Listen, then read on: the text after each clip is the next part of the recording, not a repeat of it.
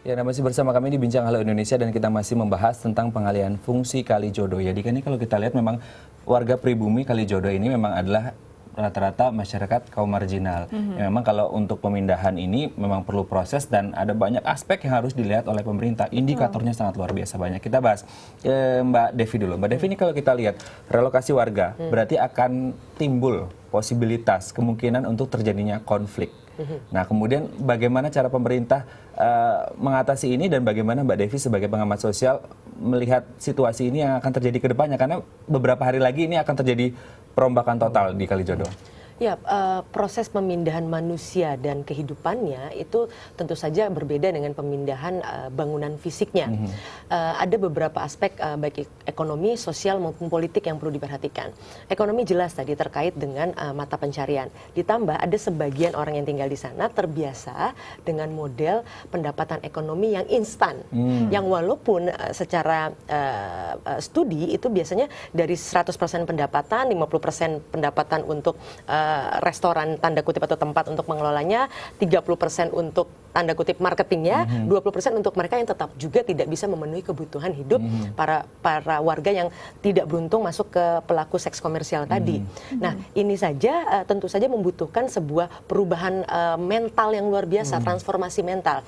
Ditambah, kalau kemudian berdasarkan pendataan dan pemetaan latar belakang, lalu keterampilan yang mereka miliki dan potensi mereka bisa ditempatkan di mana sudah diketahui, yang paling penting adalah jangan hanya memberikan keterampilan berenangnya, lalu kailnya dan pancingnya, tapi ditempatkan di sungai mana dan di laut yang mana. Mungkin itu yang tidak pernah terfikirkan. Mereka sudah punya keterampilan, tapi mereka tidak tahu lautnya di mana, tetap dalam rimba. Ini yang kemudian terjadi misalnya ketika di zaman Kramatunggak dulu. Itu bukan sebuah proses di mana kemudian Pemda DKI sengaja membuat sebuah pelegalan prostitusi, tapi awalnya itu kan sebuah panti yang tadi untuk merehabilitasi teman-teman itu untuk menjadi orang baru, tapi rupanya para mafia ini juga cerdas. Mereka menggoda kembali karena mereka justru membangun bangunan persis di depan panti tersebut dan membuat para PSK itu kemudian akhirnya tergoda untuk kembali lagi terjun ke sana karena dorongan ekonomi tadi.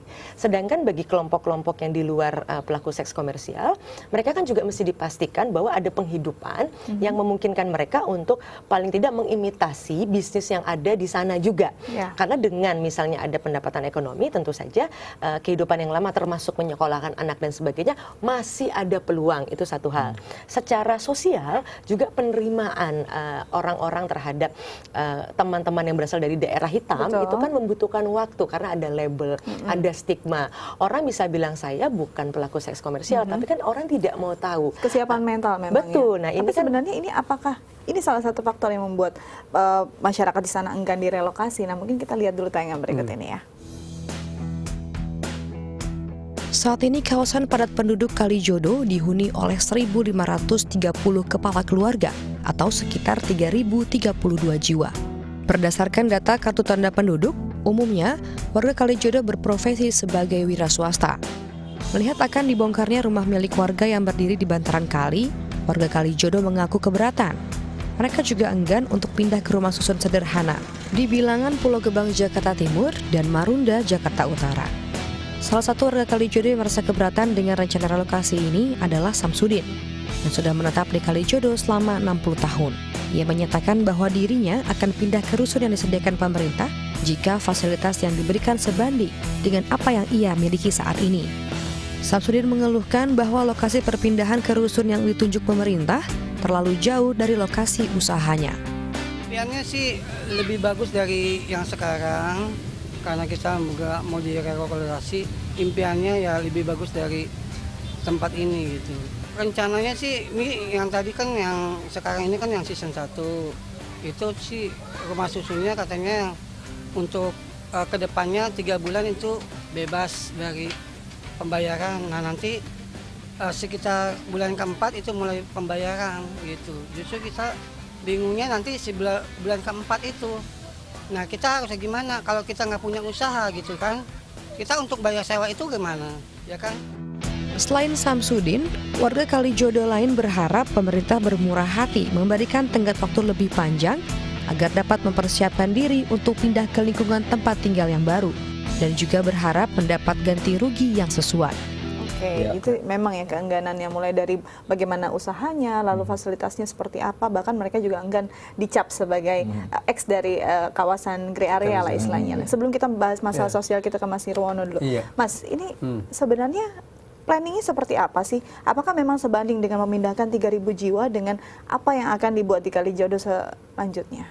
Ya, ini bicara soal konsep makro secara keseluruhan ya. Kalau kita kembali tadi, kenapa sih pentingnya RTH gitu? Kalau RTH 30% mau ngapain sih? Gitu kan? Kalau itu yang jadi persoalannya sederhana, kembali kepada warga Jakarta secara keseluruhan. Mau nggak sih Jakarta bebas banjir? Gitu kan? Salah satu utamanya tentu adalah perlunya daerah resapan air. Nah, daerah resapan air tentu adalah penambahan RTH. Nah, RTH ini dari mana saja?